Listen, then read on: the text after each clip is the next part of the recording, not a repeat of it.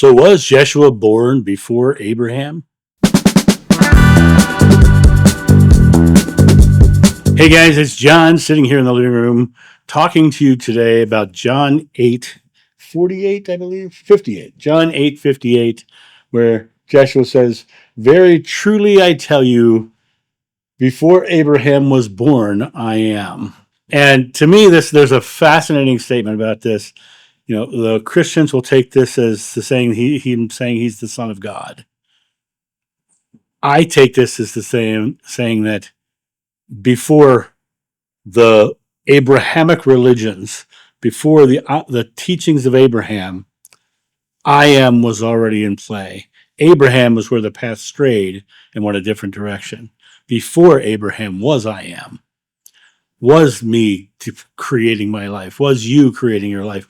Was all of us creating our life. It wasn't until we got into this religious dogmas, doctrines, and modalities that we've lost our way and have been wandering in the wilderness for 40 years because of the fact that we have lost our way into the ideas of Abraham and the teachings of that religion. Before Abraham was I am. And when you look at it from that perspective, you come to find out that we really were creating our lives long before there was a religion. You know, I often use that analogy of if this is the yardstick that we measure humanity on, the documented humanity on, this would be 200,000 years. And the last 1.8 inches of that yardstick is where religion exists. And the modern New Age stuff that's going on nowadays isn't even on the yardstick yet. But for the rest of this was I am. I am doing this. I am getting food. I am working towards this. I am finding a mate. I am, right? And when we started wrapping doctrines and dogmas and rituals and got into the eating from the tree of knowledge, and we got kicked out of that paradise of I am, we came to this space of realizing that we're not the creators, and we have to fear this external God who's going to judge us in the end, and we have to wait for this Messiah to save us from this hell that we live in. That's all religious doctrines and dogmas. Prior to that, those weren't even a thought. Prior to Abraham, there was not that thought. It didn't happen, right? Now, he's coming, of course, from the Judaic churches, right? But Hinduism is 5,000 years older. It's twice the age of Judaism. And that's documented. Documented. The Hinduism is 10,000 years old. You know, Buddhism, older than Christianity.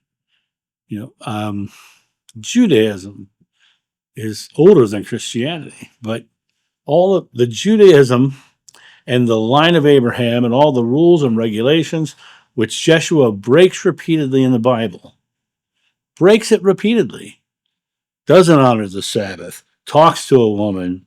There's so many things that he does in the Bible that are, you know, antithetical to his supposed religion, which he said, no, before Abraham was I am.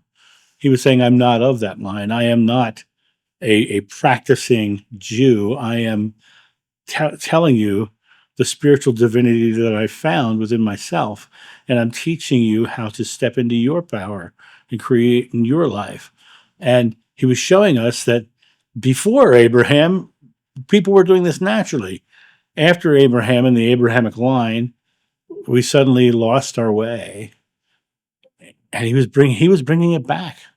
He was bringing it back to the I am, you know, bringing it back to that place of right here in the now. I am the creator of my experience. Ye are gods. Your faith is what heals you.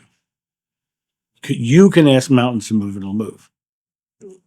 He was literally saying that he was not religious by saying before Abraham, I am, right? Before Abraham was even born, I am. He wasn't talking about, I don't think he was talking about reincarnation in that line, but I do think what he was talking about was before that religion, my beliefs existed. Before those doctrines and dogmas and rituals existed, I am was how we all lived. I am this, I am that. And what's so interesting about what he teaches and the things you can find in all of it is I am in peace. I am joy. He was called the Prince of Peace. Why? Because he felt and his demeanor was peaceful when you met him. He was of peace. He came to this world knowing full well that I am peace. I am love. I am the Son of God. He never said that. He said, I'm the Son of Man. He said, I'm the Son of Man, which is the same as you or I.